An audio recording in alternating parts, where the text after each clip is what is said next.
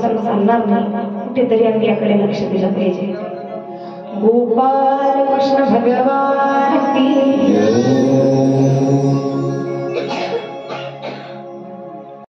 वर्णन पाहत असताना मनु आणि शत्रुपा हे ब्रह्मदेवापासून निर्माण झाले हे पाहिलेलं होतं. त्यांच्यापासून त्या ठिकाणी उत्तानपाद, प्रियव्रत अशा 2 मुलं, आकृती, देवहूती, प्रसूती अशा 3 मुली आणि त्यामध्ये जी देवहूती आहे हिचा विवाह कर्दम ऋषींसोबत झालेला आपण काल पाहिला आहे. बरोबर आहे. वेळेच्या अभावामुळे आपण त्या ठिकाणी सृष्टीचं वर्णन किंवा सृष्टी विस्तार ठेवलेलं होतं. जर तुमची हरकत नसेल तर मी तो सृष्टी वर्णन सांगण्याचा प्रयत्न करतो, पण जर तुमची इच्छा असेल तर सांगते, नाहीतर आपण विषय पुढे कशाला मागे. आपल्या सृष्टीबद्दल जाणून घेण्याची तळमळ किती लोकांमध्ये हातवर करावं म्हणजे आहे बऱ्यापैकी सांगते.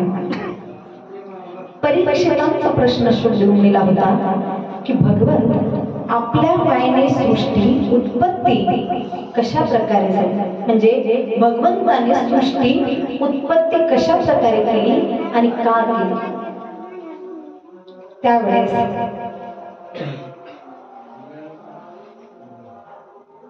शुभदेव मुनी सांगतात की हेच प्रश्न नारदांनी सुद्धा ब्रह्मदेवाला विचारले होते.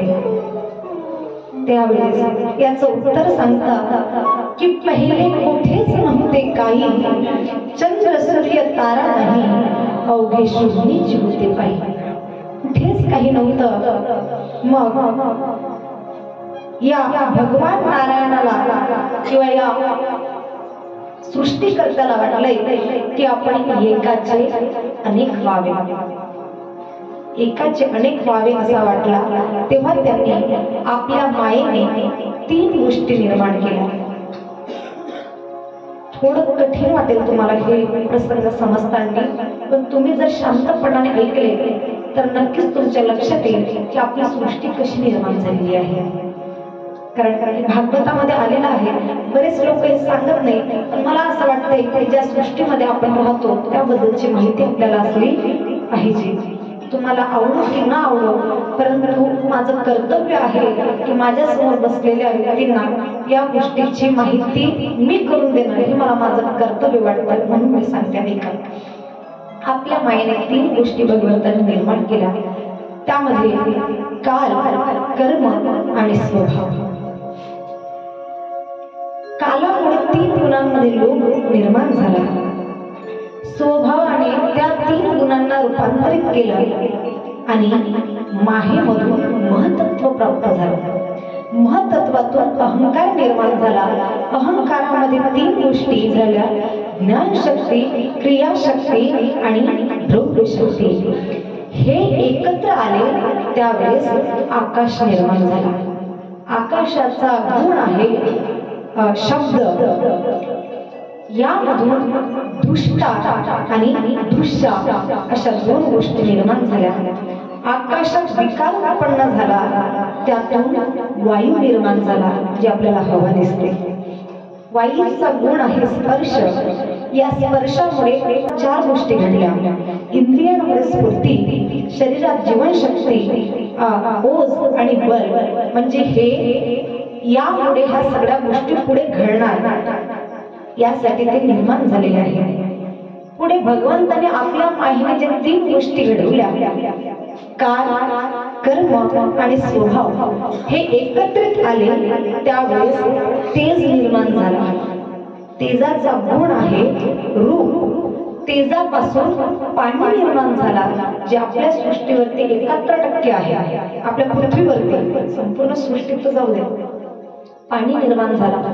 त्या पाण्याचा गुण आहे रस आणि त्या पाण्यापासून आपली पृथ्वी निर्माण झाली, जिचा गुण आहे गंध. आता जो अहंकार निर्माण झाला होता त्यामधून दोन प्रकार घडले, एक म्हणजे वैकारिक अहंकार, दुसरं म्हणजे तेजस अहंकार. तेजस अहंकार म्हणजे 5 ज्ञानेंद्रिय, 5 कर्मेंद्रिय आणि त्या ठिकाणी ज्ञान शक्ती, बुद्धी, क्रिया शक्ती, प्राण. वैकारिक अहंकार म्हणजे 5 ज्ञानेंद्रिय, 5 कर्मेंद्रिय यांच्या अधिष्ठात्री देवता त्या ठिकाणी निर्माण झाल्या. भगवंतांनी आपल्या शक्तीने या सगळ्यांना प्रेरित केले आणि एकमेकांशी जोडले. त्यांनी आपापसात कार्य करण्याचा प्रभाव दाखवला आणि त्यामधून 2 गोष्टी निर्माण झाल्या, एक म्हणजे वेष्टीरूप पिंड, दुसरं म्हणजे समष्टीरूप ब्रह्मांड. यामध्ये वेष्टीरूप म्हणजे एक जीव, समष्टीरूप म्हणजे त्या ठिकाणी चराचर सर्व जीव. हा जीव 1000 वर्षापर्यंत निर्जीव पडून पाण्यामध्ये राहिला. आता पाण्याला दुसरा नाव आहे नर आणि राहणे म्हणजे अयर. आता पाण्यामध्ये 1000 वर्षापर्यंत जो जीव राहिला त्याचाच नाव नारायण असं पडलं. हा पुढे एक विराट पुरुष झाला. विराट पुरुष आणि यापासून सर्व सृष्टी निर्माण झाली. आदि पुरुष जब किया विचारा, 184 धागा जोडा. भगवंतांनी विचार केला, या विराट पुरुषाने विचार केला आणि या ठिकाणी 184 योनी भगवंत पुढे निर्माण करतात. माऊली म्हणतात की 7 दशकांचा मेळा, एकतत्वी कडा दावी होती. एका विराट पुरुषापासून हे सगळं तयार झालेलं आहे. पुढे 7 धातू त्या ठिकाणी जर त्वचा, चर्म, मांस, रग, मेद, मज्जा, हाडे हे सगळे त्या ठिकाणी उत्पन्न होतात. यांना 8 आवरण असतात, ते म्हणजे पृथ्वी, जल, तेज, वायू, आकाश, अहंकार, मन, तत्व, प्रकृती. पुढे 4 वर्ण त्या ठिकाणी निर्माण होतात. ब्राह्मण, क्षत्र, वैश्य, शूद्र, 4 आश्रम, ब्रह्मचारी, गृहस्थ आश्रम, वानप्रस्थ आश्रम आणि त्या ठिकाणी सन्मान. 4 त्या ठिकाणी देह निर्माण होतात. स्थूल, सूक्ष्म, कारण, महाकारण. 4 वाण्या, परा, पश्चिम, मध्यमा, वैकरी. त्या ठिकाणी 4 खाण्या निर्माण होतात. अंड, द्वार, स्वेद, पृथ्वी. आणि अशा प्रकारे भगवंत एकापासून अनेक रूपामध्ये विभागले गेले. माऊली ज्ञानोबा सांगतात की मीच एक अनेकपणे वेगळा आलेली प्रकृती गुणे, जित जगाचे जी प्राणी वर्तत असे. हे जे तुम्हाला संपूर्ण जग दिसते आहे, अरे ते माझ्यापासून आहे की म्हणून माझ्यापासून नाही, तर या सगळ्यांमध्ये मीच आहे. विठ्ठल विस्तारला जरी सप्तही पाताळे भूमी, विठ्ठल व्यापक त्रिभुवनी, विठ्ठल मुनी मानसी. भगवंतांनी ही संपूर्ण सृष्टी त्या ठिकाणी निर्माण केली आहे. याही पुढे अजून भरपूर सृष्टी आहे, ते आपण हळूहळू पुढे पाहणार आहोत. त्या नारायणाच्या नाभीतून एक कमळ निघाला. त्या कमळामधून ब्रह्मदेव निघाले. ब्रह्मदेव यांना सृष्टी निर्माण करायचं होतं. ब्रह्मदेवाने ज्यावेळेस इकडे तिकडे पाहिलं, स्वतःला पाहिलं, त्यावेळेस कोण असा प्रश्न त्यांना पडला.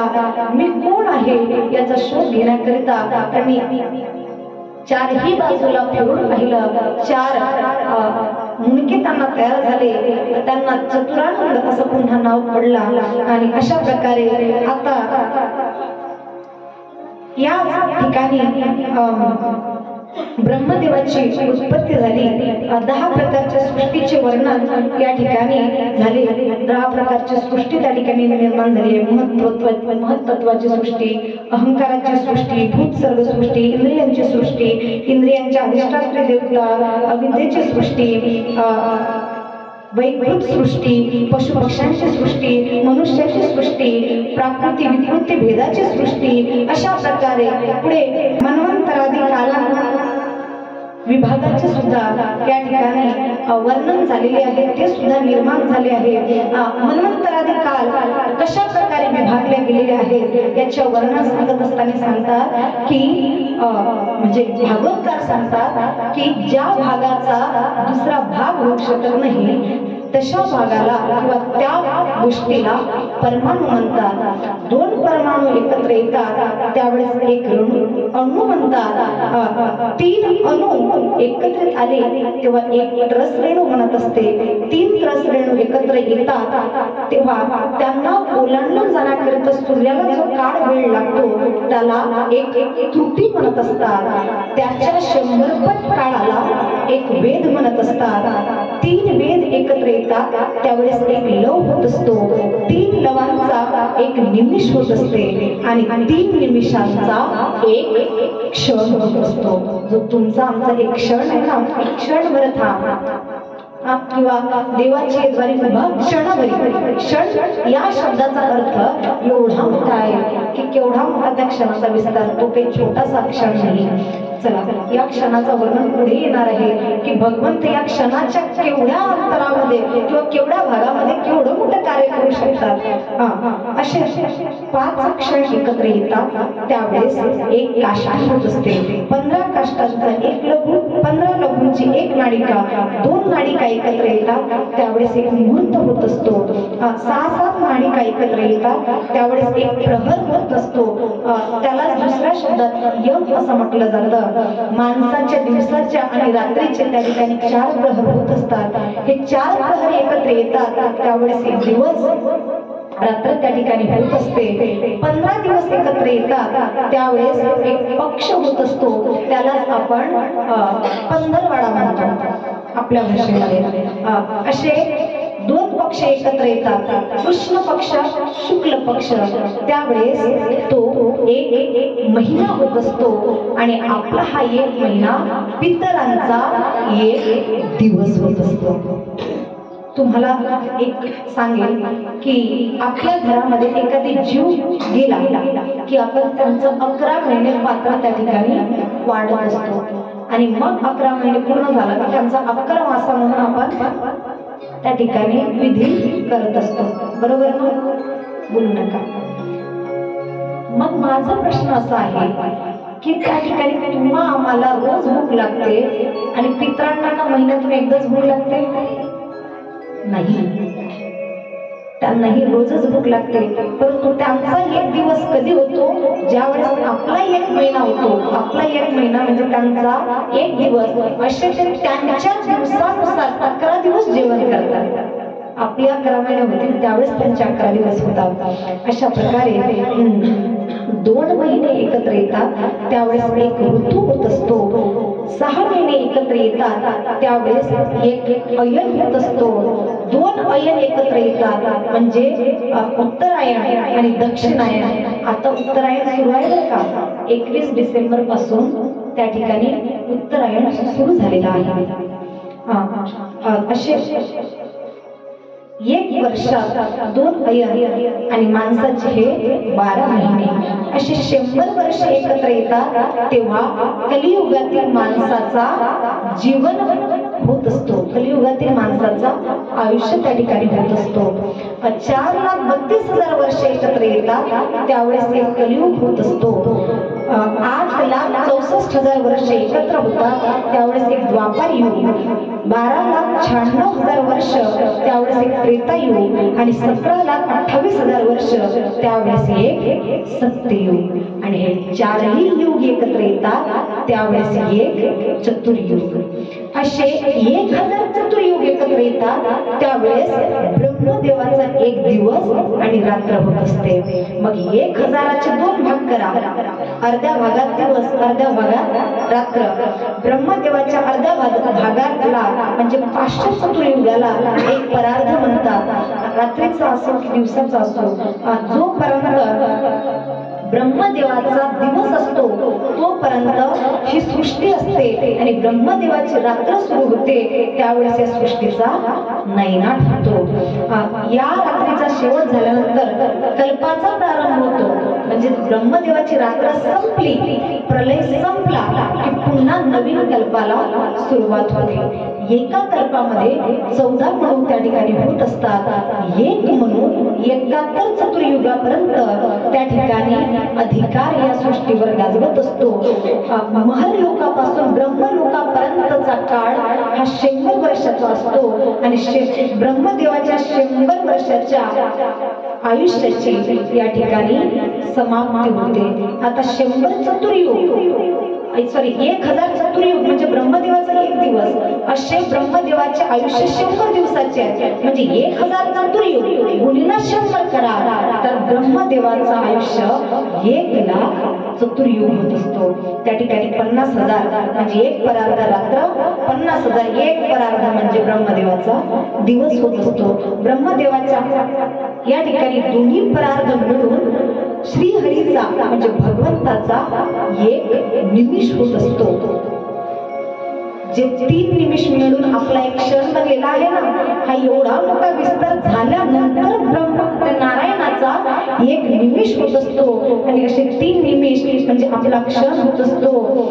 पण लक्षात ठेवा, भगवंत हे एका निमिषामध्ये म्हणजे आपल्या क्षणाच्या 3ऱ्या भागामध्ये या सृष्टीची उत्पत्ती करू शकतात आणि या सृष्टीचा नायनाट सुद्धा करू शकतात. एवढा तो समर्थाचा धनी आहे. अशा प्रकारे हा सृष्टीचा विस्तार होता. तुमच्या लक्षात जरी नसेल बसला तर आपलं चॅनल आहे त्या ठिकाणी आज पहिल्या दिवसाचा व्हिडिओ आय थिंक अपलोड झालेला आहे. आजचाही व्हिडिओ टाइम बघून घ्या.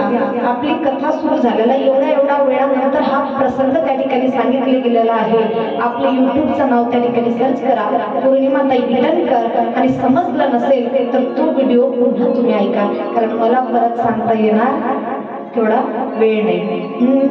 गोपाल कृष्ण भगवान की